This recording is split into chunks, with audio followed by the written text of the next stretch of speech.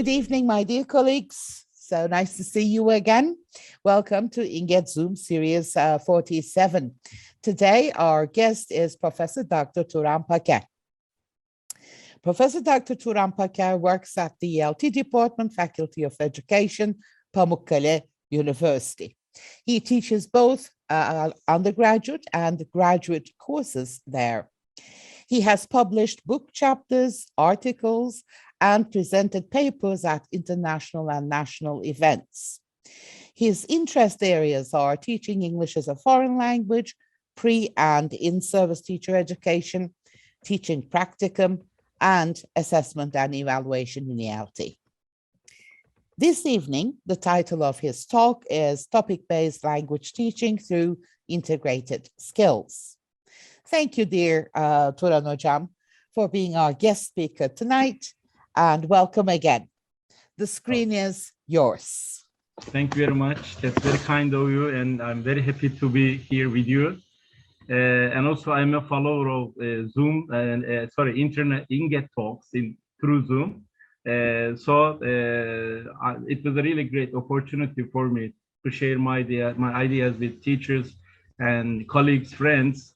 So let's begin by this way. Well, for some people, it's not a new topic, but that's just going to be a reminder for them. Okay. First of all, I'd like to ask this question. Is English your language? Usually, I ask this question to my students when they come, when I start any course. And they say, no, it's a foreign language. And it is the language of British people or English-speaking people. And I say, well, as long as it has a place in your left hemisphere, language in the left hemisphere, it's your language, because we communicate through it. We have courses, and then we have some kind of interaction in the classroom. So as long as we use it for various purposes, it's our language.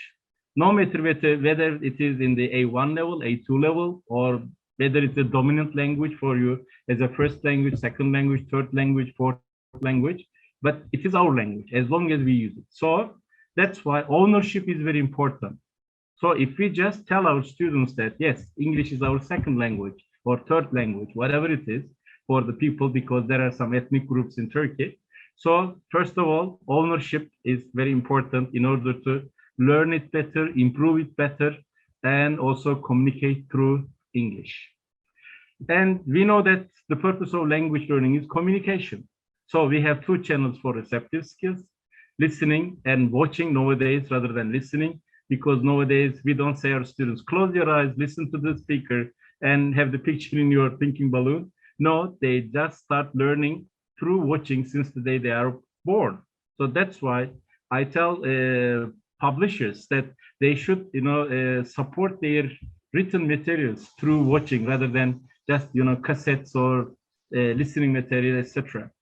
I'm a radio listener. When I was born, there was only radio in the house. So still I keep on listening to the radio. But my students, they are digitally born children, and they learn by watching, and which is good, because through watching, we don't only hear the sound, but also we learn nonverbal elements in terms of discourse, and which is very effective in communication. And we have two channels for productive skills, speaking and writing. And in the journey of language teaching and learning process, we should use 4 of them from the very beginning and up to wherever that students can reach and can develop their language. So we have certain principles for communicative competence, as Knell and Swain identified 4 of them in 1980 after Delheims. Grammatical competence, yes, similar to linguistic competence by Chomsky, by what is formally possible, but this possibility will change depending on the level of the students. So in lower levels, we shouldn't expect grammatical competence very much, but maybe at a later stage, because we know that all learners go through interlanguage period. So that's the same with the first language acquisition and second language acquisition.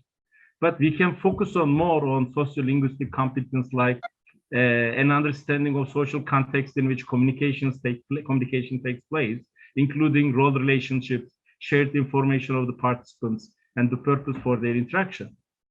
And discourse competence is also very important, which refers to the interpretation of individual message elements in terms of cohesion and coherence.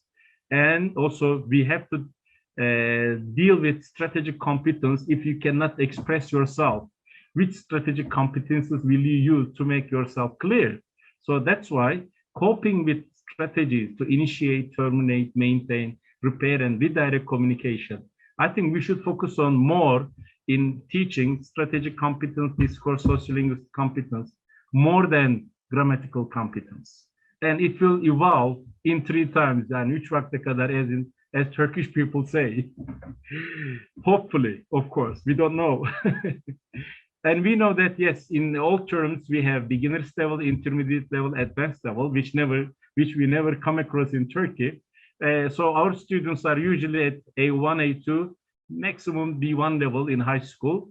But in prep school, we are a bit lucky we can come across B2 level students or in ELT departments. So content-based instruction, I'd like to just, focus on this one. And what's the content of English? That's the main question. So I thought, when I observed a lot of teachers, they thought that there's everything, all courses have a content. Mathematics has a content. I mean, adding, subtraction, division, etc. Geography has a content. Chemistry has a content. What's the content of English? Yeah. So they thought it should be grammar. So just like you teach mathematics, you teach formulas, rules, and ask students to make sentences. At the end of the day, they make accurate sentences. So the teachers are pleased, students are pleased. So, but at the end of the day, there is no communicative English. So the content of English is whatever in the world and in the other world, in the space, as long as human mind can produce whatever it is the content of English. Of course, we cannot, open a Chillinger sofrası for students, for the beginners. So it would be just, very weird. I usually give some examples from Adana, since I worked in Çukurova University for years. Imagine that you have a baby and you have, wonderful table with Adana kebab, what else, shalgam, shirdan, other things. But the baby has a problem. The baby doesn't have a teeth, doesn't have a tooth to eat it or teeth to chew it or drink the shalgam, etc. So we have to start somewhere. And so that's why what should be the content for A1 level, A2 level? What are the immediate needs? So we have daily life, some topics at various textbooks. So when we look at the Ministry of Education textbooks or in British publishers' books or American publishers' books, usually they have the same topics around the learner. What are they? Daily routine, school life, last night, holiday, music, food and drinks, environment. I don't want to name all of them. So these are the topics. And the learner should be in the center. So as we just, throw a pebble into the lake, it just, extends around the students or learners according to their needs. So how are they going to need it? Then the teacher here has a very important role to create the need for the learners so that they have to get more input, learn, hopefully, or they will be engaged in. Otherwise, they limit themselves with the topics in the textbook. And usually they repeat themselves. And the other thing, the learner is hungry. Why? If you look at any textbook, there are only 10 topics. And each topic, there is only one dialogue, one listening material, one paragraph to read. Do you think this child will be full or will grow with one dialogue a week, maybe in 2 weeks? I don't know. Sometimes it takes 2 weeks to cover a unit. And will it be enough for them to acquire? Of course not. Well, of course, the teachers are limited with some weekly schedule, 2 hours, 3 hours, 4 hours a week. And usually they spend that time with grammar exercises instead of, communicative exercises. So that's why I suggest that they should spend more time with receptive skills initially and then expect students to produce according to SLA rules that students will produce with one chunk or one word, some cliche statements, chunk, and then they will go through telegraphic speech. And nowadays, when I talk with my even fourth grade students, telegraphic speech, they don't know what a telegram is or what a telegraph is. So I give some examples of telegram language that in telegram, in order to save money, you have to drop auxiliary articles, prepositions, etc. So the learner who goes through Interlanguage creates some kind of telegraphic speech. Then they will come up with accurate language. So why should we spend a lot of time with accuracy? It doesn't work. I mean, we tried direct method, audiolingual method. They repeated after the teacher 100 times. But at the end, when they naturally produce the language, they have this problem. So that's why we should base on our time and energy with certain topics that the students might need in their daily life. So that's why content-based is an approach in which teaching is organized around the content, which means topics or information that students will acquire rather than around the linguistic or other type of syllabus. So if classrooms should focus on real daily life communication and the exchange of information, an ideal situation for second language is provided. And the other thing, we spend a lot of time for lower levels like A1, A2. I mean, we should just, chase them as we chase the chickens. Come on, go away, go upper level as soon as possible, as quick as possible, because the real language starts for real communication with B1 level and above. So that's why instead of spending our time for accuracy or having correct, the productions from the students, they should be exposed to a lot of things, both intensive in the classroom and extensive activities outside, because now we have got the laboratory, mobile phone. So nowadays, even some people ask, have you got a language lab? And I say, yes, this one. So with this one, 10 in 1, you have got computer, you have got cassette player, you have got microphone, you have got picture, video, books, magazines, newspapers, everything. So if we just, remember Bloom's taxonomy, first of all, they should be exposed to input, but it should be comprehensible. Then they should understand it, hopefully, and apply and use it in their environment, like pair work, group work, classwork activities.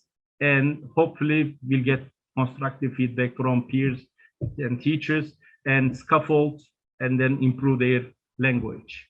So, sorry, I skipped. And I have this picture. This is me. What's it? I tried to have my picture on the Facebook, and that came up with this. And usually I use this one, thinking balloon. I mean, what does thinking in English mean?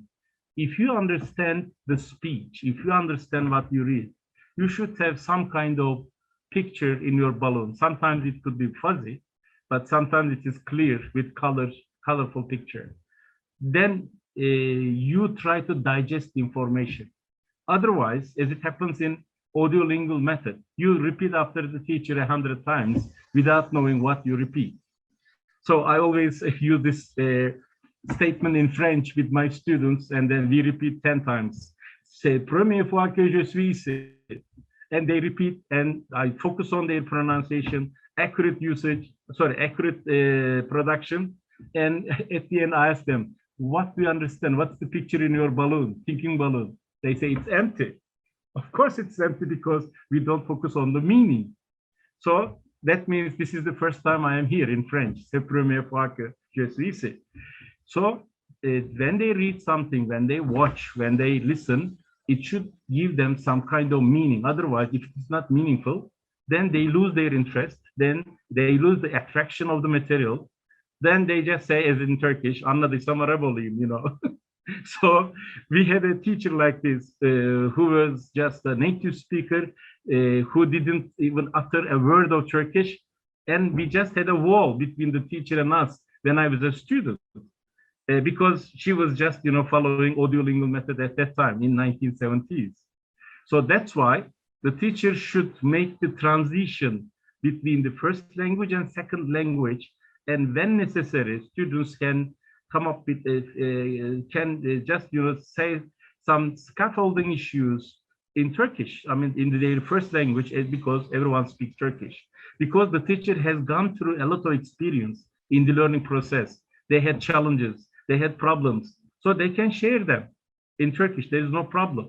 So from time to time, we have to use this Suggestopedia, as Lazaro says, because our children, when they start school, they ask their fathers, mothers, or elder sisters, brothers, have you studied English? And they say, yes, we have studied in primary school, secondary school, high school, but we cannot communicate.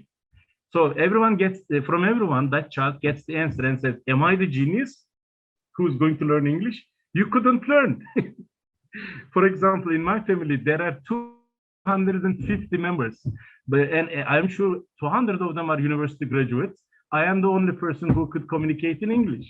They all studied English, but they cannot communicate. So then we should suggest their, worries, anxieties towards English, that English is easy to learn, but with different levels. So don't say that you can learn it in 1 month, 2 months, 3 months, etc. So bringing comprehensible input into the classroom is very important. So how does the teacher do it? Yes, nowadays we have smartboard or video or computer. So visuals and gestures, interaction, using technology, and focusing on certain speech items, and then scaffolding, talking about the contents that the students can, depending on the age group that they are interested. So these are very important issues. And there are 3 levels of comprehension. I love this. Literal comprehension. And when I analyze the textbooks, whether it is Turkish printed or foreign publishers, by foreign publishers, they usually focus on literal comprehension, especially with, of course, that's normal with A1 and A2 level, because they won't be able to have interpretive comprehension. So students find information, ideas stated explicitly through one exercise. What is it? Skimming and scanning. You can't go further than skimming and scanning. So they just stay there. But it is, I mean, we spend 1,500 hours from 2nd grade to high school, 12th grade. So, I mean, it's a pity that we just deal with only skimming, scanning tasks. So that's why we should push them a little bit, because Turkish people need to be pushed. Şöyle bir teklemek gerekiyor. So interpretive comprehension, that should start, especially with the 7th or 8th grades, like rearranging ideas or topics discussed in the text, explaining the author's purpose of writing the text, summarizing the main idea with one chunk, with one sentence, hopefully with one paragraph at the end, and select conclusion which can be deduced from the text. But in order to do this, I have never seen text analysis of the paragraphs. And usually they are not expository type, but story type, I mean, narrative type of paragraphs. So will students only use narrative type? So we need a genre-based variety in textbooks. That's another issue that I have come across in textbooks. So I hope they will improve critical comprehension, critical reading or listening comprehension. But even in Turkish, students, I just done that with my students in the ELT department, they cannot differentiate between facts and opinion. So let alone they will be critical. So we should deal with the basic one. What are the facts? What are the opinions in the text? And how does the author uses facts and opinions to persuade? So they can recognize persuasive statements. They can judge the accuracy of the information given in the text. So we should encourage learners, starting with B1 level, to read this kind of text and then push them to think. And hopefully they will produce comprehensible output, because having comprehensible input is one thing, but also what they say, what they utter should be comprehensible with, I wouldn't say native-like pronunciation, but at least received pronunciation. And I wouldn't expect my students to sound like British or American. They will sound like Turkish anyway. But as long as they are, comprehensible or intelligible, there is no problem. So Merit-Swain defines three functions of output, which I like.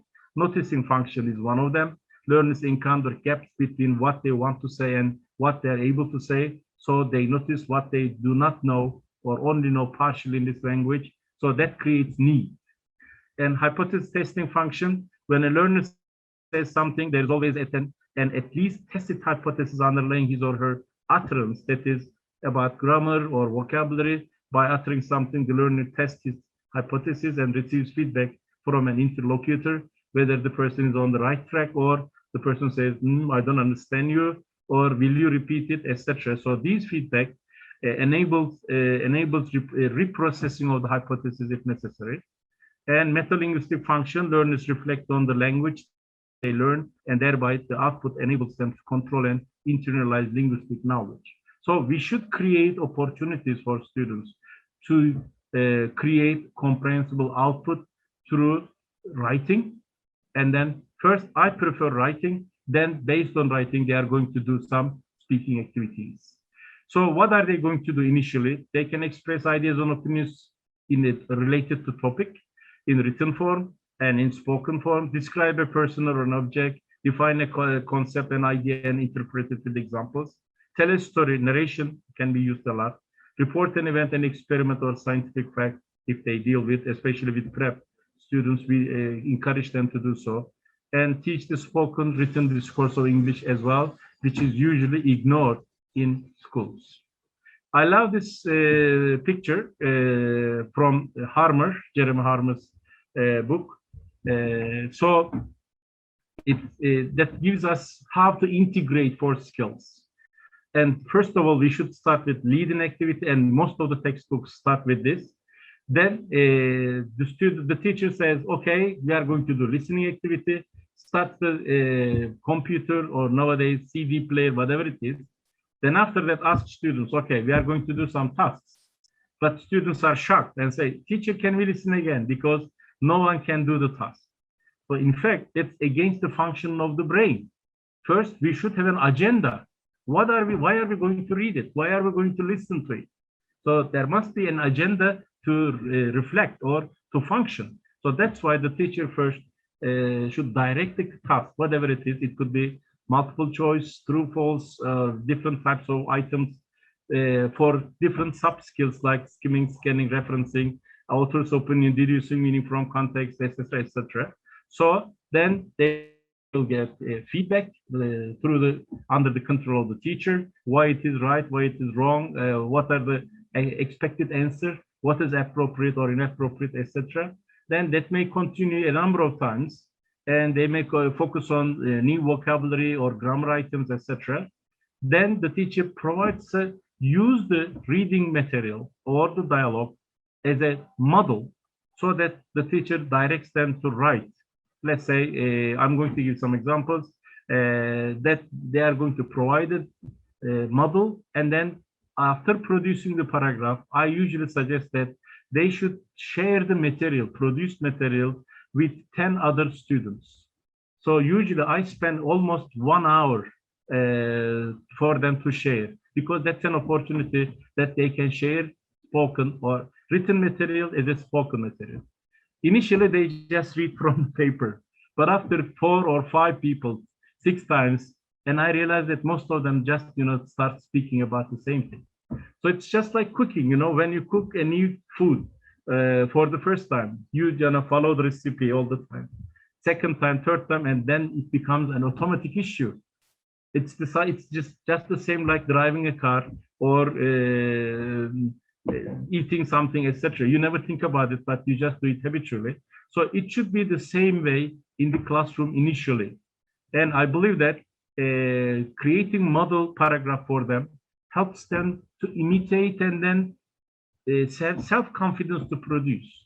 So I just used one dialogue for this. That is from Interchange 3. So there's a dialogue between Carla and Andy, and they are talking about a factory pumping chemicals into the river. That's related to the environment, okay?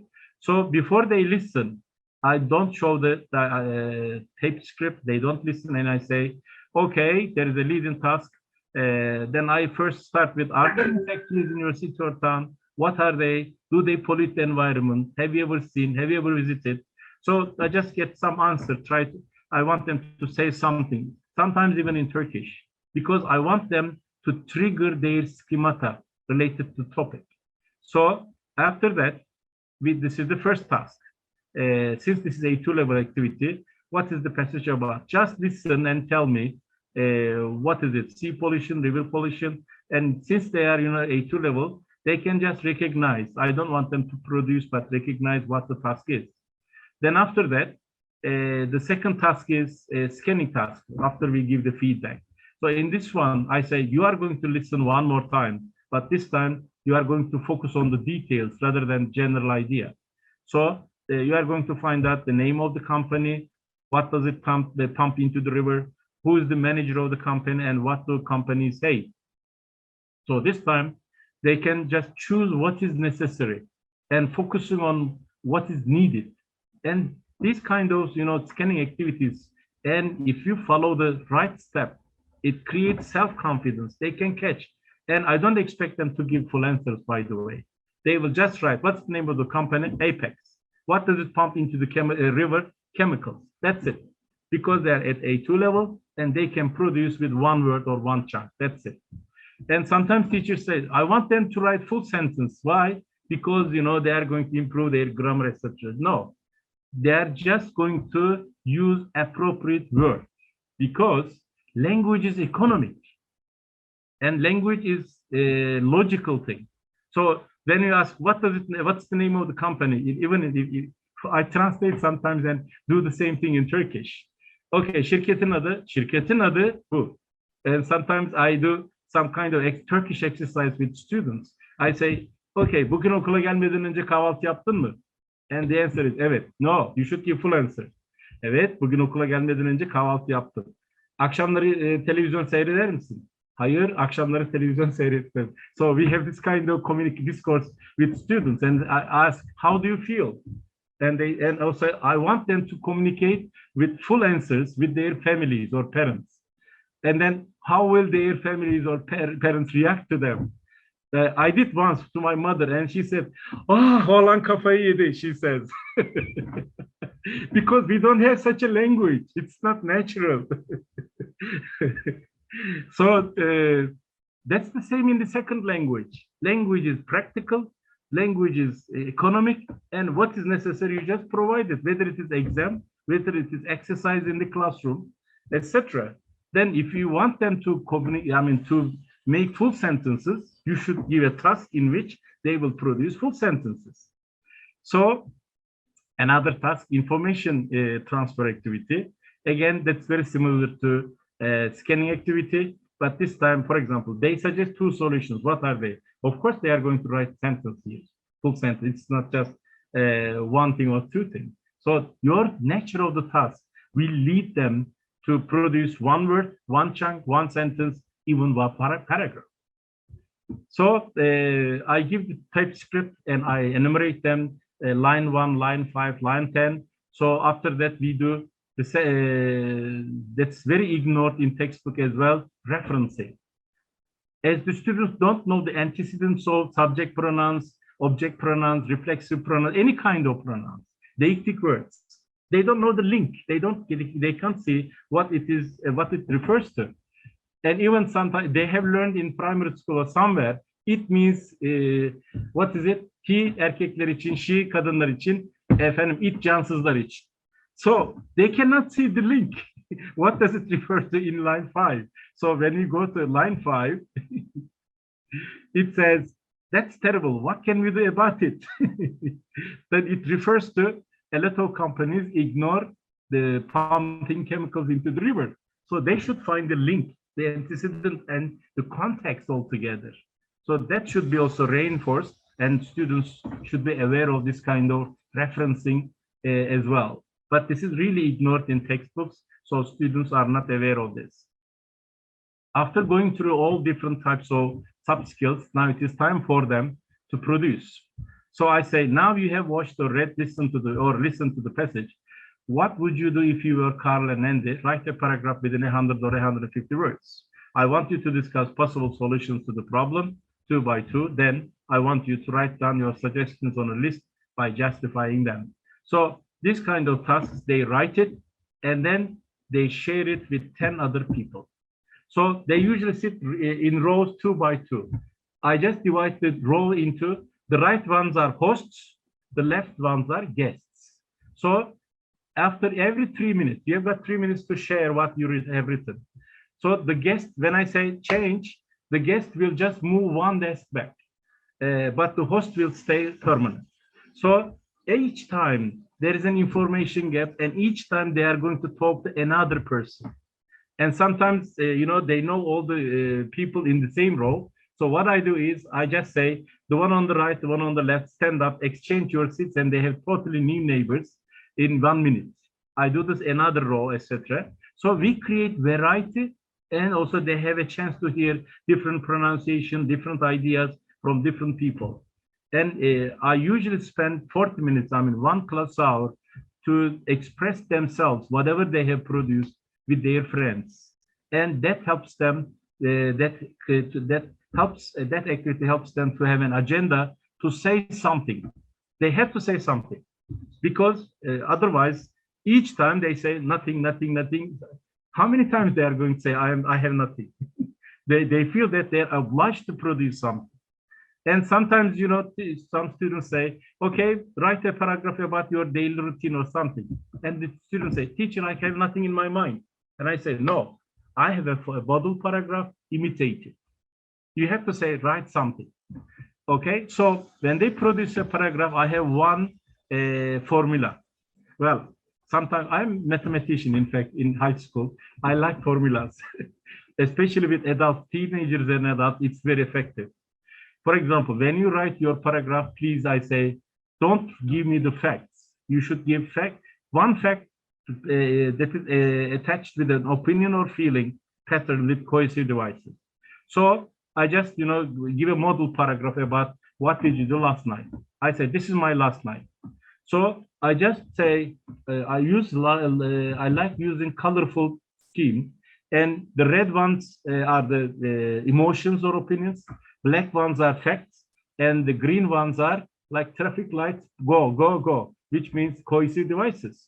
So that makes the story flow, and also the red ones, emotions makes the story interesting. If you just, omit them out, that's just going to be full of facts, and I say, wow, boring. What is it to me? It's none of my business. Okay, let's read together. First of all, I went home very early. Then I wanted to cook fried eggs with sausages. It's yummy for me, but there weren't any eggs in the fridge. Thus, I went to a supermarket right away, and I bought some sausages and 6 eggs. After that, I came home and cooked them. While I was cooking, I listened to pop music. It was relaxing. Later on, I watched Güldür Güldür on TV and drank 5 glasses of tea. While I was having tea, I had some delicious chocolate cookies. In addition, while I was watching the show, I laughed a lot and enjoyed it very much because it was very funny. Later on, I phoned my mother and we talked about our summer holiday. When I called my mom, she was a bit anxious because my father went abroad for a week. We also talked about the gift he was going to buy for her. I know it's a surprise. After that, I did some homework and read a book quietly. Finally, I went to bed at about 11 o'clock. Well, this is a model paragraph. And then students, try to produce similar things and imitate. There is no problem with imitation because initially they don't feel safe. So feeling safe and having self-confidence is very important in second language learning. Because if you destroy their confidence, they just block themselves, then we have this kind of product. Anlıyorum ama konuşamıyorum. Why? Because they have lost their confidence, self-confidence, or their self-confidence have been destroyed by the teachers. So another story, a dog bit me, very similar, design or pattern. Then I wanted them to write what they did. Okay, so the stages of learning, I said, first you should understand the passage or the paragraph or the dialogue, then imitate in production until you get competence. until you cook the, right food or you make the right cake. Then when you have competence, creativity will start. Then you can add other flavors or other things as well. So, okay, let me just move this one. Oh, sorry. That's in, let me just open another file, sorry. That is,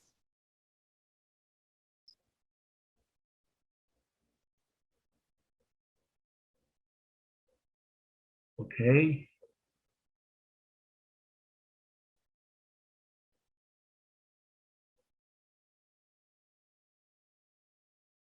Can you see it? Yes. So, okay, let me make it a little bigger. Yes, so I wanted my students, now that we studied the topic last night, and now you can talk about your past event, I wanted them to write about last weekend. So this is A2 level students. It is in ortak zorunlu dersler, by the way, at the university. And they are, I guess, either classroom teacher students or preschool teaching department. Anyway, so look what they have written. Last weekend, I went to Ankara for see to my friends. My friend Shule got married last year, and now she's going to go to Australia because her husband lives there. On Saturday morning, I arrived Ankara. First of all, we had breakfast. Then my friend made Turkish coffee. And Ankara was really cold. I don't like cold, but it was very good with friends. Then we came home. Then we come home. It was very late, but we didn't sleep until morning. We chatted, laughed, and played game, and it was so funny. I was happy. On Sunday, we went to book fair, and I bought 5 books. Fair was crowded, so I was tired. And then I returned to Denizli. I miss my friends. I will go to Ankara again. So as you see, they try to say something, and it's very meaningful. Do they have grammar problems? Yes. They shout that I am in the middle of interlanguage, and which is normal. So imagine that our babies start talking like cicişlerimi, babbalarımı yiyip hatta gidelim anne. And think about a mother. Ne cicişi lan? Bizim evde ciciş diyen mi var? Babba mı? Babba ne? Ayakkabı diyeceksin. Hadi bakalım. Repeat after me. Ayakkabı 10 times. Imagine that we have a mother. The baby will stop talking or saying, uttering a word. So the teacher should be just like a mother. I really admire mothers. When the baby is born, the mother takes it, gives the breast milk, and tells stories. And the mother knows that the baby even will not utter a word. So the teacher should be as patient and tolerant, affectionate, like a mother in language learning process. And another question, so you can answer even by unmuting yourself. Which tense does the mother speak to their babies in Turkish? An idea? Which tense? Yeah, you can unmute yourself and speak. Which tense do Turkish mothers speak to their babies? Come on, you were mothers, some of you. Which language which tense did you use? I have used all tenses. I wasn't picky. Whatever came to my mind, I talked to my children using whatever tense I wanted to use. I'm talking about the first speech with the baby. You don't remember? I wasn't picky, believe me. I talked a lot. And my daughters talk a lot now. Well, I observed some mothers, even my wife, they speak mişli geçmiş zaman. Babası buna ne almış, dedesi şunu getirmiş, babaannesi şunu almış, mış. What the baby here is mişli geçmiş zaman. So Turkish children learn first miş, which means mişli geçmiş zaman, and then we produce normal language or other tenses, etc. Do you agree with me? Okay, so one more student, let's look at this. And when we look at the production of the student, you will see the elements of interlanguage. I mean, they draw prepositions, articles, there are some subject-verb agreement, all, but still meaningful. So That's why I focus on the meaningful side rather than grammar side. So look, I woke up 8 o'clock on Saturday. First, I had breakfast. I brushed it. Then I met with my friends. I was very happy. See, facts and opinion. They followed the pattern. I'm very happy about it. And I give feedback to them. Yes, you have done wonderful things. And I never talk about their grammar. I said, yes, you can use what cohesive devices, first of all, then, and then facts and opinion or ideas. Because I wasn't so, my friend, a long time. You know, in textbooks, we introduce was and were first, then simple past tense. So most Turkish students make this mistake. They think that was and were is the auxiliary or simple past tense. So that's a normal production. But they use some words correctly. For example, we went from Çamlık, we came to Point Cafe, we were chat. Again, we chatted. And we made some gossip. So made is used wonderfully. So it's just like sometimes it blips, sometimes it doesn't. Later on, we were very hungry. We ate pizza in Domino's Pizza. Pizza was very delicious. After then, we made shopping. I bought a very beautiful dress. We were very tired. Finally, I went home. So see, if they push them to produce, they can. And they speak to what they have produced with 10 other people, then they say, yes, we can speak now. And I usually tell my students, especially the ones in the first hour, I'm going to make you speak English in 3 hours. You know, there are some software programs or some advertisements. We will make you speak English in 3 months or 1 month. I say, oh, it is too late. I'll make you speak in 3 hours. I am a magician.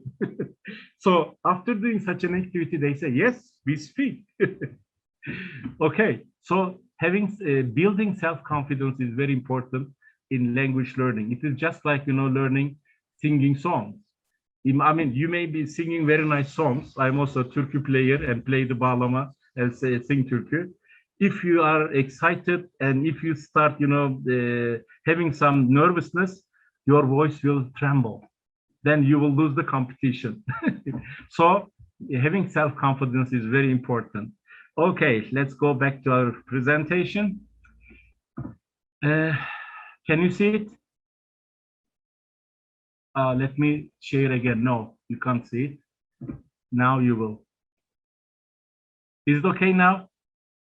Can you see the slide? Yes. Now, this one is related to B1 level. It's about the effects of cigarette smoking. And in this passage, you know, there is topic sentence, supporting ideas, cohesive devices, etc., etc.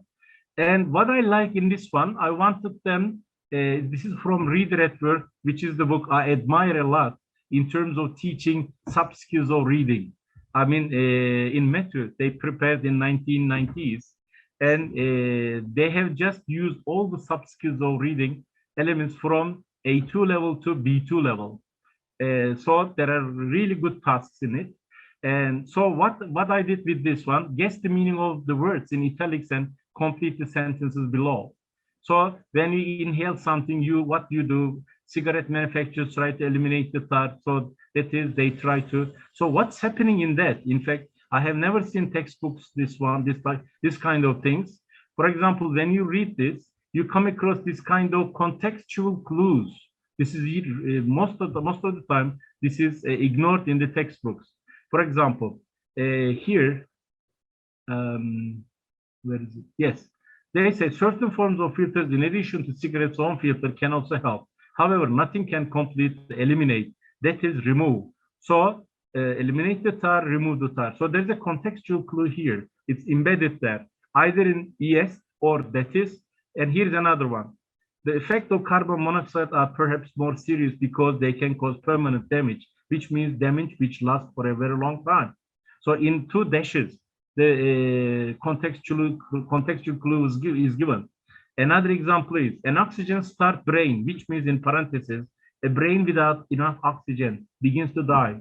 So these type of contextual clues are very important to build up their self-confidence. It's just like scaffolding, so that students can see, and then they don't rush to look up the dictionary. And in the classroom, we spend a lot of time. And what I do as a teacher, I write this kind of contextual clues to help the learner. Even in the exam also I do it, so that without dictionary, they can guess the meaning with the words I know, they know, because I know what they know, what they don't know. So this is very important skill to also improve. Another sub skill is uh, inferencing. That's really difficult because the answer is not, they cannot find the answer in the passage. It is usually paraphrased statements. So they should understand the text and combine it with their schemata, with their word knowledge, and then read here and make a match. Sometimes, you know, we come across in YDS exams, it is implied in the passage. The author suggests that, etc., etc. So it's not just like scanning. They can find some words, but not the whole idea. So that's why they should have the full picture of the text in their balloon, thinking balloon. So we do this kind of exercises, especially with B2 level and above level students, so that they should be able to get the right contact. Otherwise, our brain does not leave any emptiness in understanding. So you know what happens? Bir tek sen ben anladım Nalan ama yanlış anladım. So in the exam, they say, well, I understood the passage, but I couldn't find the right answer. Of course you couldn't, because you got it wrong. Either because of the vocabulary, or new vocabulary, or either because of the syntactic structure, because in advanced level, people usually use reduced clauses. It's a pity that now I come across in many of the prep programs in Turkey, they now exit level is B1 plus. Now it should be B2, because with B1 level, students will not be able to read any academic articles, academic books. So I don't know why they have this decision. And one of the directors told me that, okay, in 1 year is not enough for the students to complete the prep program. Who cares? I mean, if you are going to have medium of instruction is in English, they should have B2 level English minimum, so that they will be able to communicate, or they will be able to continue their academic life. Okay. And I'd like to talk about interlanguage and a couple of things, and I'm going to finish because the time is running against me. So I love this picture. We start with mother tongue, and we have interlanguage, and it's our target, but we have a muddy field. Interlanguage, I call it çamurlu tarla. And kirlenmek güzeldir, you know. You get dirty, and then one day, but you enjoy it.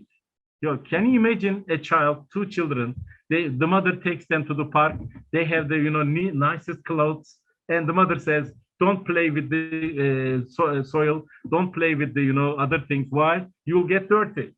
That's a torture for the students.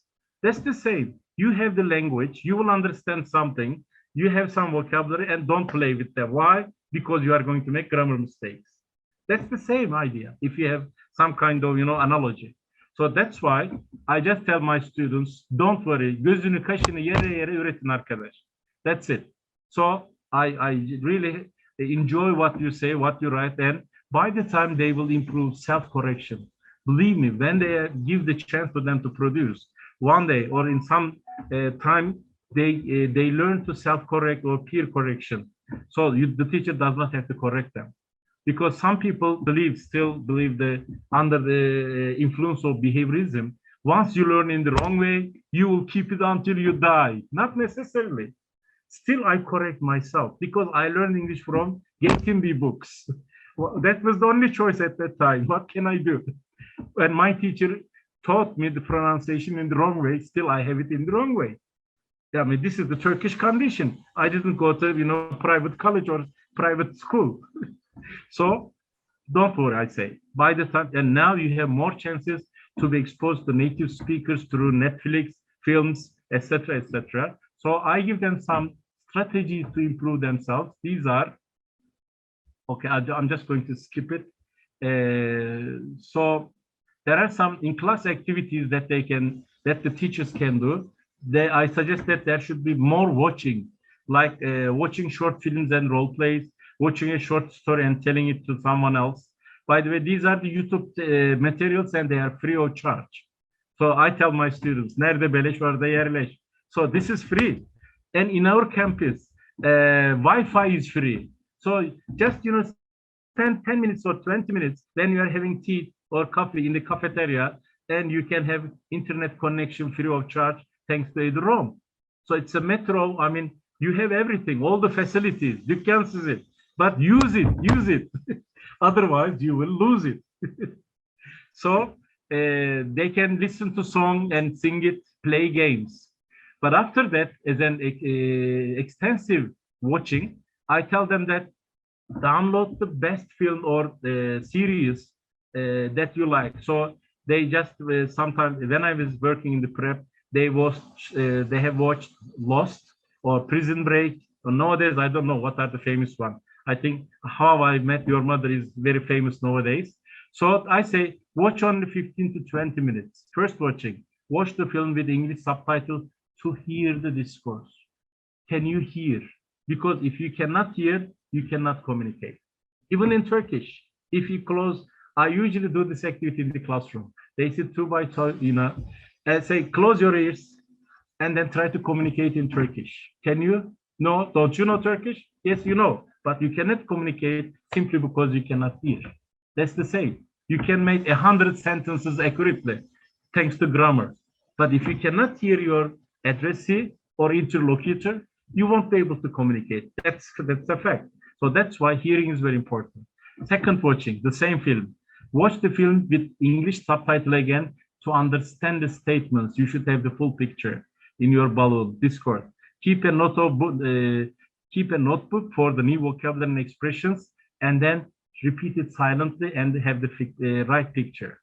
Third, watching. Now you can hear and understand. You have the meaning. So watch the film with English subtitle again to listen to and repeat the statement silently. It's a good practice to reinforce. And try to use the new words and expression by writing or communicating with your friends in the classroom or with other purposes or with other occasions. Fourth, watching. This time you will watch for the enjoyment. Watch the film without subtitle and enjoy it. And then challenge yourself. So finally, that's not enough. You have got the comprehensible input. Now it is time for you to do comprehensible output. Write a film review. So this is the outline for the film review. First paragraph, introduce the film with 7 to 100 words.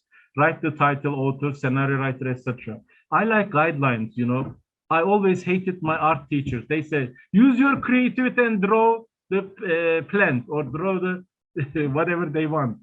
And I say, I'm not a creative person. I cannot draw it. I need a model. So that's why I give some guidelines and models initially. Then one day when they get the competence, they will use their creativity. That's what I have experienced in my life. So second paragraph, briefly make a summary with 150 or 200 words in order to give some ideas about the film to the reader. And usually I say, don't tell everything. Stop at the climax. When the people say, hey, what happened? I say, watch the film. You can do the same with the stories, with the novels. Don't tell everything. Stop at the climax. So third paragraph, write your comment about the film. And what else? Then there are some, guided questions again. Do you recommend the film to your friends? What is the message of the film? Have you improved your English by watching this film? Explain how, etc., etc. So when they write this one, I want them to upload it on the Moodle because we have Moodle in the university. And then I read them, I give them feedback. And then we have film hour. That's not enough. They have written, but it's not enough. During the film hour, this time there are 3 people who introduce the films or series they have watched to other students. So this time they sit 3 by 3. One of them is host, 2 of them are guest 1, guest 2. And they tell each other the film. If necessary, they can watch the fragments with their mobile phones. We have technology. They show the fragments, they talk about the film in English. And then when I say this time they have 5 minutes to do so, after 5 minutes, I say change. So the host will stay in the same desk. Guest 1 will move only 1 desk back. Guest 2 will move 2 desks. So each time they are going to share the film with 3 other people. And it takes 40 minutes or 50 minutes. So they introduce the film to almost all students in the classroom. And then they have a chance to talk about the same thing again, again, and again. So that creates some kind of memory in their mind. And some individual activities to practice with English. Have your own blog, communicate with your friends through email, SMS, WhatsApp, introduce a member or family or friend, introduce, I mean, these are PowerPoint issues. Introduce your town, city, place, in place of interest through a short film, etc., etc., or produce a documentary. For example, that is a project. I assigned them to go to near villages in Denizli. So 2x2 or 3x3, they went to a village. They had a lot of films. They interviewed villagers. They went to coffee house. They talked with the muhtar, etc. And then they had a documentary in English. And then they presented into the classroom. So we had a party, village party that day. So it takes 3 or 4 hours, but they enjoy it. And write an essay or topic and discuss it with your friends. Write a film or book review, present a project, etc. So these are all different topics. And also I suggest them that there are a lot of things free of charge that they can watch. These are Extra English by British Council, Bookbox English. Indian teachers produce 50 stories. They are designed in line with Suggestopedia. I mean, there is a music and the storyteller just, uses their voice as if they were just, dramatizing the story. This is really nice. And also it is subtitled. It's not only in English, it is in 20 languages. I mean, that is a wonderful product that they can be used both in the classroom and outside the classroom. Flatmates from British Council and English with Go-Go with young learners, especially like, cartoons. And also if they want further, I mean, D2 and above level listening. So ESL Upcom is a wonderful software program that's free of charge. So they can challenge themselves with different dialogues or stories. Reader at Work 1 and 2, More to Read is another one. And British Council website, web page also has a lot of things. So that's what we do in the classroom. And another challenge is the exam. Imagine that in the classroom, you are very communicative, you do listening, reading, writing, etc. But in the exam, if you just, the students will come and ask you, what will you ask, teacher? Will you ask listening? No. Writing? No. Reading? No. Speaking? No. What will you ask? Grammar, fill in the blanks. Then what you do is, you are very inconsistent, and as Turkish people say, kendi ayağına kurşun sıkıyor öğretmen yani.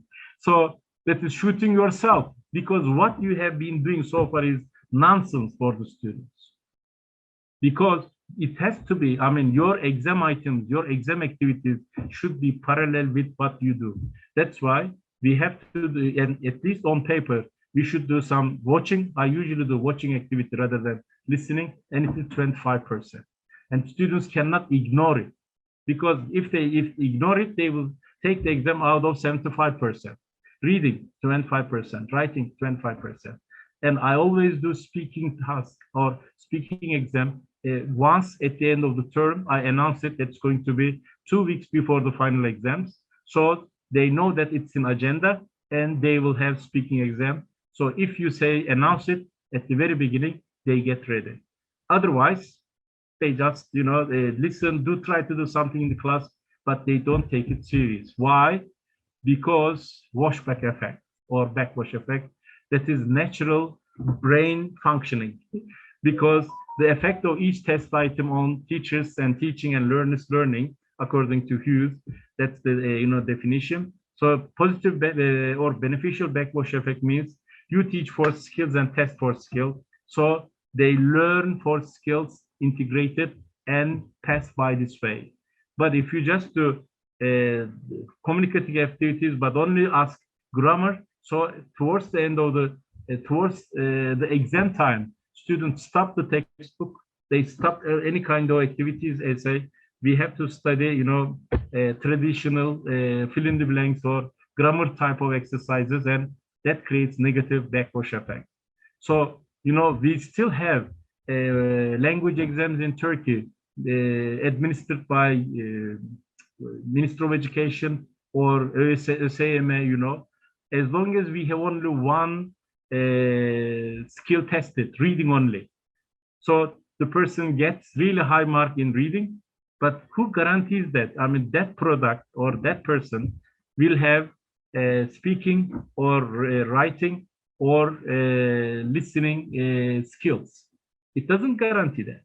But still, a lot of people are sent abroad through the result of that exam, and which is fake. I'm sorry.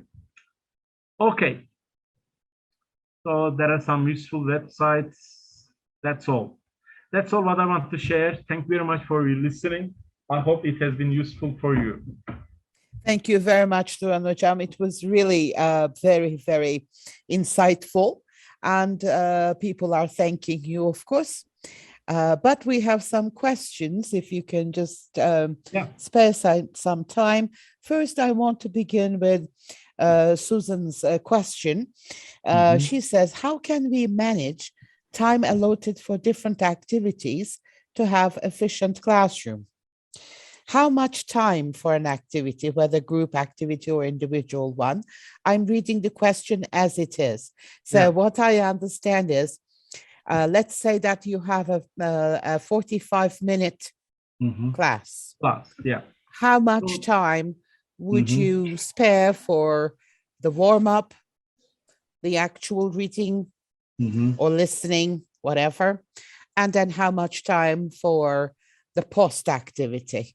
Can you just we cannot give exact time, but roughly we can say, imagine that you have 2 hours on each day. So I would just use, I would just say for the receptive skill, I would spend 2 hours, and for the productive skills, I would spend 2 hours as well. And I wouldn't assign students to write at home. No, they will just write in the classroom. I will just put it on the, reflected on the board, or I will just use smart board, and they will produce in the classroom and they will share in the classroom as a speaking activity. So I'm just, I planned it for 4-hour schedule weekly. And the problem here is planning. And usually teachers, what they do, they just take the textbook and plan for the whole year. This is I'm against.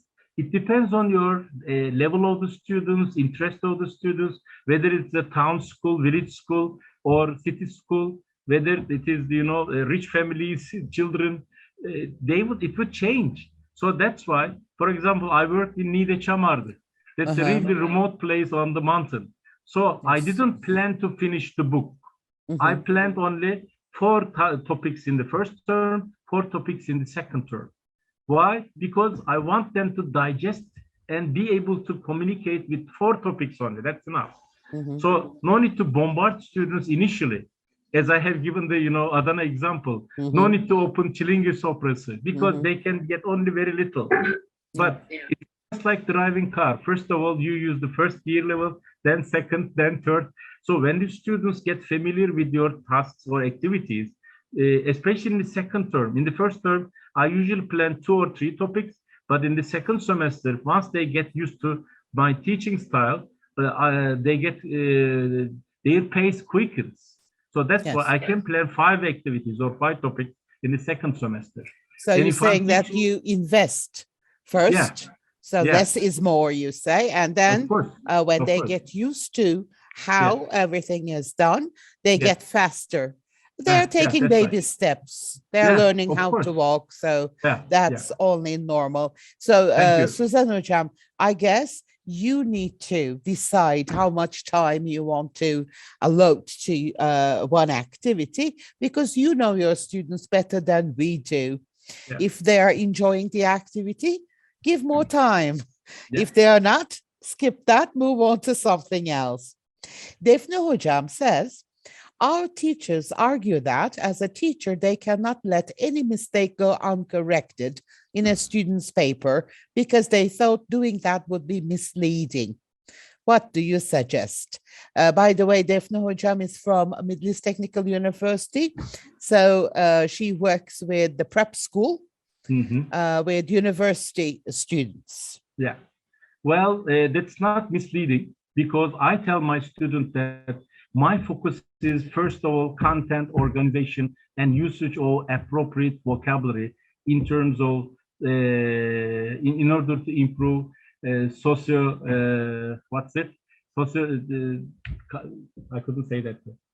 Anyway, in order to improve their content, okay? So for me, they should develop content and organization in order to express themselves.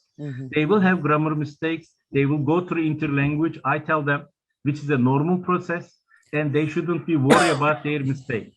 But once they can express themselves easily, then we deal with grammar or other problems later. I just delay it. I don't totally ignore it. I just delay it to a later stages. And usually I deal with their grammar problems when they reach B2 level, second section. You may think that it's too late.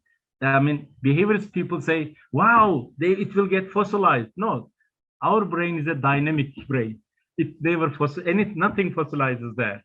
But the problem is, if they are aware by themselves, by the way, they listen to films, they watch films, they read other things. I encourage them to do a lot of expensive activities. So sometimes they correct themselves even before I interfere, okay? So I just trust them. It's just like children learning their own language. And I have this experience. I had a nephew and she was about 6 years old. One day I told her, hadi cicişlerini bappalarını giy, hatta seni hatta götüreceğim. She got angry with me. She said, ne cicişi ya? Ben annemin aldığı falan eteği giyeceğim, şu bluzu giyeceğim, yeşil ayakkabıları giyeceğim, beni Aqua Park'a götür. Wow, I said. Because she has, upgraded her level. Yeah, okay. She doesn't accept that speech. And she says, I'm not a child anymore, that you know. So they do it naturally. Well, that's the first language environment. But especially in classrooms like prep school, they are bombarded with English with various tasks. So we just delay it and we just focus their agenda to expressiveness rather than grammar and accuracy. So maybe too much correction can discourage them. Maybe if they focus on correct, accurate grammar, they may miss the message, miss what they want to say. Their focus is on the grammar. And we know traditionally, grammar is very important for them. They blame each other because of their pronunciation. They blame or they criticize each other because of their grammar mistake, etc. So I say, don't do it. Because we are Turkish, we will speak English like a Turkish person. So don't listen to their pronunciation and grammar, listen to their content. That's my slogan. I think Defne Hocam was referring to the written work. She was not referring to the speaking activities. I think it was more like a writing activity or something. Okay. But thank you very much for your answer. Another question from Gökhan Koç. Thank you, dear Gökhan, calling me dear moderator. I feel so flattered. We will share the video next week on our YouTube channel, INGET YouTube channel. So please spread the word. Your friends can watch dear Turan Hocam next week on INGET YouTube channel. Okay, I'll share it. Yeah. Halim Hocam says, MEB, Ministry of Education, requires all the exams in practice form. Halim Hocam, would you like to elaborate on this? What do you mean when you say practice form? Are you here with us? I can't see you. Halim Yeşilyurt. Maybe no. Maybe, Okay. Do you understand, Turan Hocam, what this means? Well, what they say now, Ministry of Education sent a new regulation that core skills should be tested because teachers ignore. But this is nonsense, because when you give the objectives, what do you test is you test your objective rather than other things. So when we look at the objectives in different levels, it is always based on 4 skills, integrated skills. So the problem is here, ethical problem. All teachers know the objectives of language learning, but the problem here, although some teachers teach 4 skills, they don't test it. So that's the problem. And if you don't test it, then students will automatically ignore it. That's normal. Even at PhD level, when I say you are not responsible for this chapter, they don't read it. So let alone high school or Unfortunately, we middle are school. an exam-oriented culture. We live in an exam-oriented culture. So if it's not going to be on the exam, we're not going to learn it. Yeah, I that's right. totally agree with you. By the way, just a quick note here, integrated skills versus segregated skills. We go like that. Segregated is more like focusing on one skill only or one aspect of language only without all the other things, which is not natural, guys. Remember, we do not use only one tense if we want to talk, for example. Shahab Hojam says, the activities for outside the classroom and self-study are really important. Mhm. But one issue is that it is very difficult to motivate many students to do anything. Yes. Then How can we motivate the students to follow these and teach the habit of going after learning themselves? okay, my answer is welcome to the liberal market. In liberal market, when you produce something and take it to the market, you should be able to sell. It should be turned into money. So whatever students do should be turned into mark. So that's why I tell my students that your achievement will not be based on midterm and final. Also, you should read articles. For example, I still do with all my courses. Reading article and writing article review is part of the assessment, and we use alternative assessment, and it is 20%. So if you don't read anything and if you don't write any review, you will just be assessed based on 80%. So I just announced it at the very beginning. So teachers can say, and also Ministry of Education gives an opportunity for the teachers. They give performance, note. So you say, I'm going to give you performance note based on this one, this. Or for example, watching, 10% for watching, 10% for story reading or readers reading. That you are going to read it and write review, and I'm going to read and give you feedback, and I'm going to give you mark at the end. And with certain intervals, we should announce who's reading, who's not reading, and we should give feedback to the students. I mean, that gives another burden on the teacher, but we should keep in mind that we don't have autonomous learners.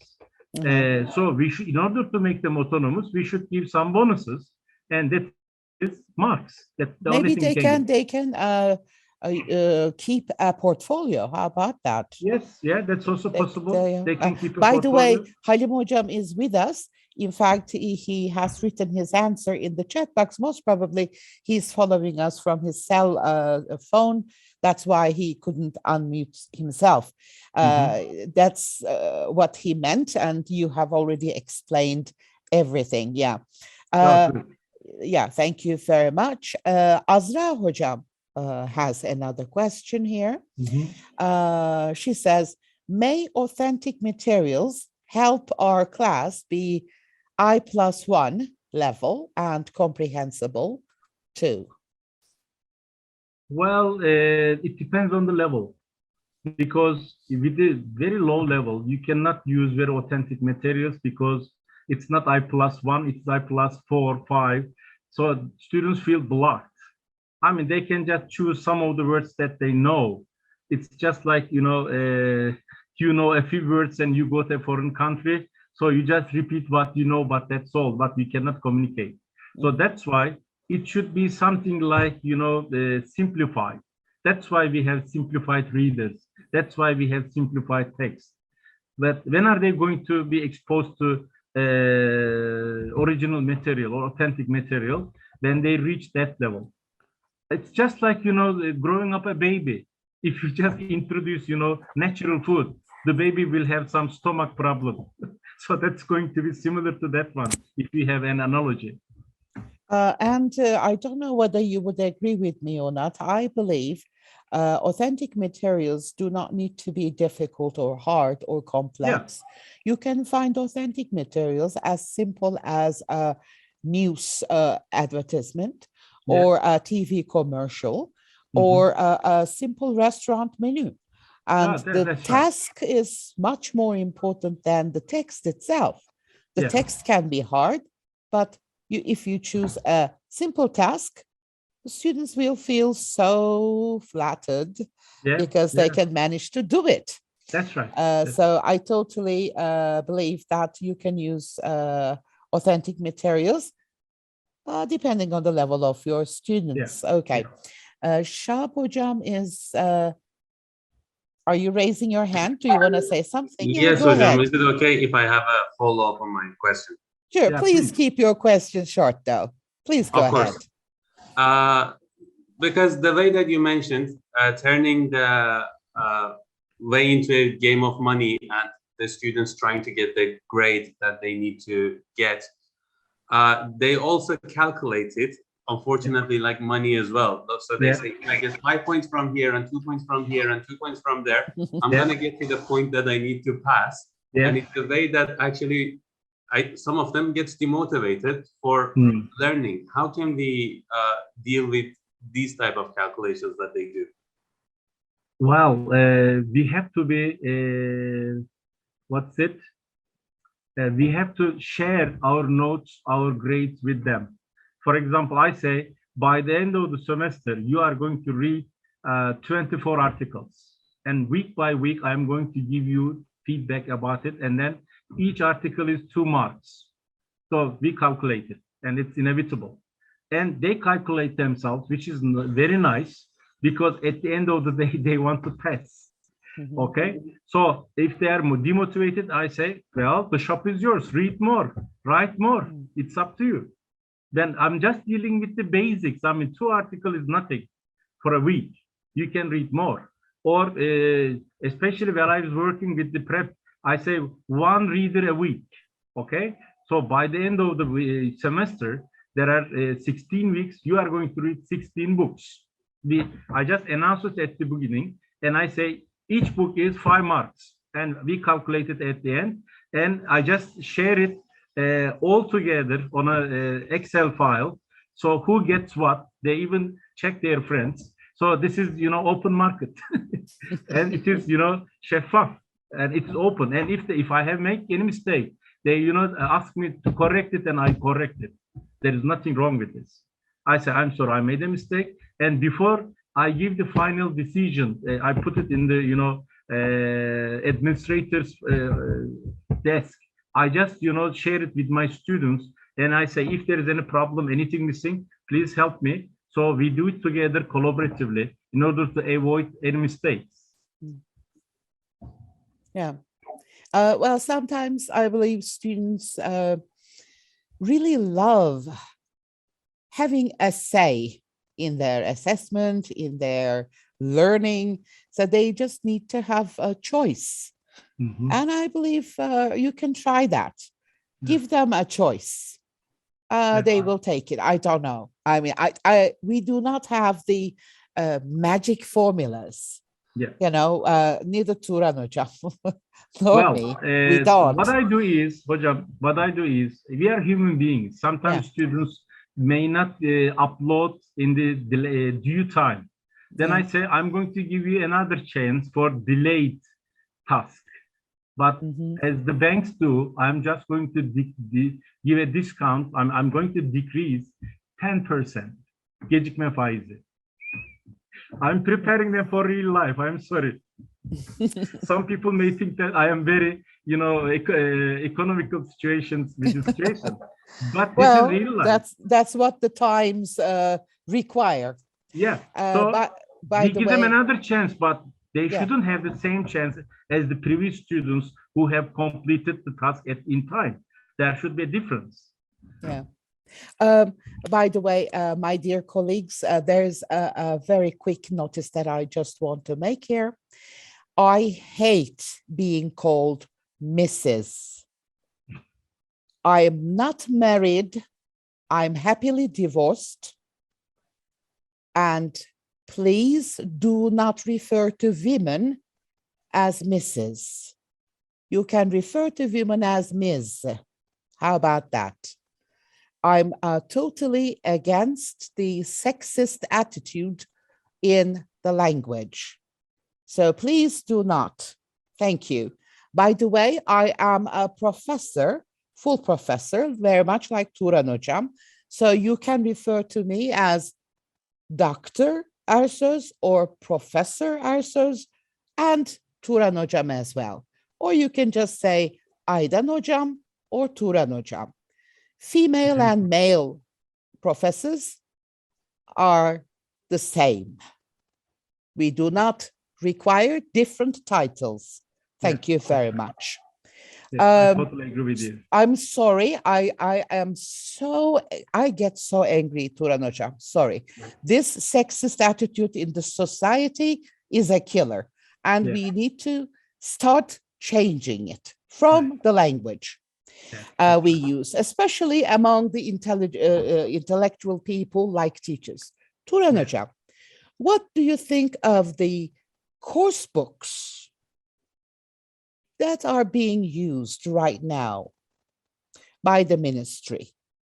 In general, I know that it requires a whole session, but in general, do you think they are good, efficient, satisfactory? Well, my reaction to the textbooks, they are just one of the materials that we have. And in the 21st century, I learned English from books, but I don't want my children, my students learn English from the books.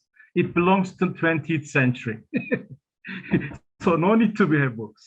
We have a lot of materials in YouTube, in Google, so that they can watch, they can listen, they can read, they can share, and they are free of charge. So why should we follow a book? I mean, that's the situation, because it is based, I will just plan, and depending on the plan, I will just go through according to level of the students, introduce different tasks and topics that they are interested. So what does it make, whether they learn one topic before the other, or the other topic before the other one? So in fact, I share with my students negotiated syllabus. For example, I teach speaking courses. I used to teach speaking courses with prep students. So I would just bring 20 topics, and I will give them a chance that they should think about other topics within a week. And the following week, we would just discuss, put all the topics on the board, and rate them. So the most rated 10 topics will be our topics. That's it. Because if they are interested, they are more prolific, they are more reading more, doing more activities with that, because that's the topic they are interested. For example, let me give this situation. I was teaching an MA group in the prep program in Çukurova University. And then one of the topics that they're interested was prenuptial agreement before marriage. So they rated it most.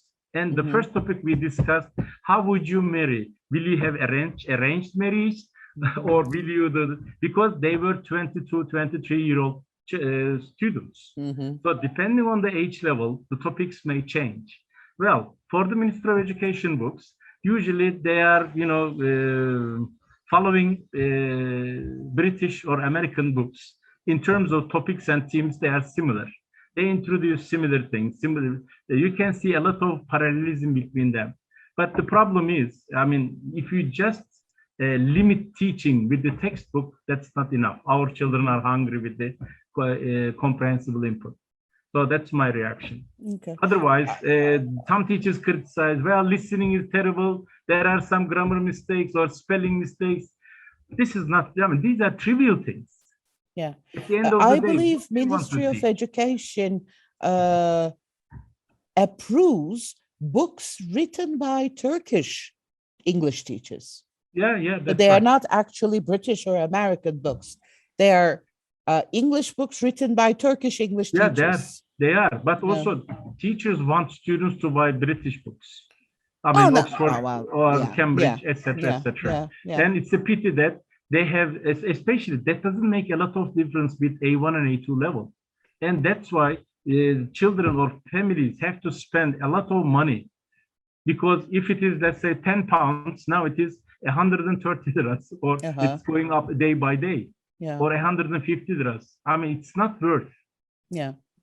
Well, Of course, Turan Hocam is not saying that you should avoid all those foreign books. No, if No. your students can afford those books, Yeah. of course you can use them. But if they can't, there are certain other channels that you can employ, such as internet, which Yeah. will be free for Yeah, them. that's For right. you, it will definitely, you will have to pay the fee, but you can definitely use videos, podcasts, I don't know, visuals using the Yeah. internet. So it may be a little bit time consuming to back up your material, but think it as your chase. Yeah, If that's you right. once prepare it, you can use it. Every For year, years. it will require some adjustments, some Yeah. modifications, Yeah. but you will have the backbone. You will add some more flesh to it. So, And yes. you will have a lot of, materials by the time. I mean, so I say, as you said, this is your chase. You will have your archive. Yes. And I suggest my students now to prepare their archives, because when they're appointed to school, they may not have the facility of internet or other things. Yeah. But now they can just download it and keep it in their flash disk. Now we have flash disk with 64 gigabytes. Yeah. So they can have a lot of, thousands of books in it, or thousands of films in it. So they can just, share it with their students. It's possible. Yeah. And it's much more effective than books.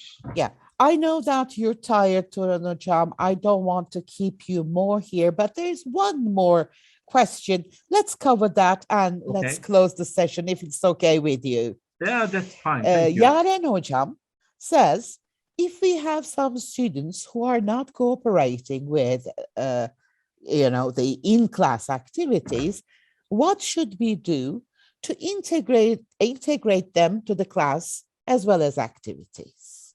How can we encourage them to be a part of the activities? Okay, I don't know which level or which class it is, but I guess there general. will be general. Okay, there are some students like this. I have had some students, especially while I was working in the Ministry of Education, and the problem is those students have some kind of blocks against English, so they're in silent period. They don't want to deal with it. They just want to listen. And I've talked with them, with some of them, and they say, teacher, don't ask me anything. Let me just listen to you, try to understand, have some picture in my balloon. One day they will join. Until that time, I just let them alone because they listen. I observe them. I usually say, okay, just sit in front of the desk and follow as much as you can. And I give them easy tasks sometimes. Yes, Ali, you can do it. Come on, you can answer. So I challenge them from time to time. And sometimes it took me 3 months to, I had one student, he always wanted me to translate what I gave the instructions or anything. So I said, okay, sit next to the desk. So I just went to him and whispered into his ear Turkish ones, because he lost his self-confidence. And once the student loses the self-confidence, it's really too difficult to rebuild it. So I just talked with him individually, and then each time I went to him and then gave him Turkish translation. One day he said, teacher, don't come, I can understand. So that was my happiest day, but it took me 3 months. So, it's just like a mother dealing with children who don't eat. So what will you do? Will you beat the child? The child does not eat. You prepare different food and the child says, I don't want to eat. What will you do? So that's similar. So that's why patiently you should go on.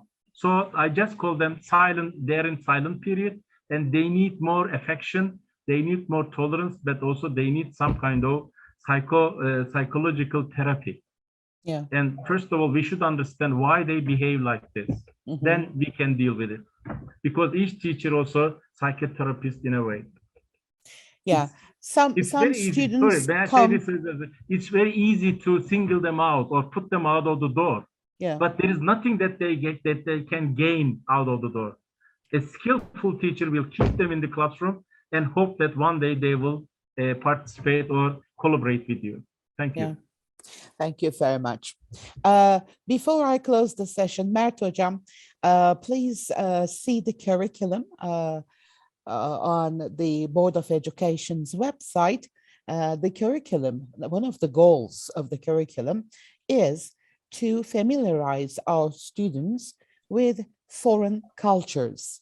As you know, Turkish foreign policy is implementing the European Union policies.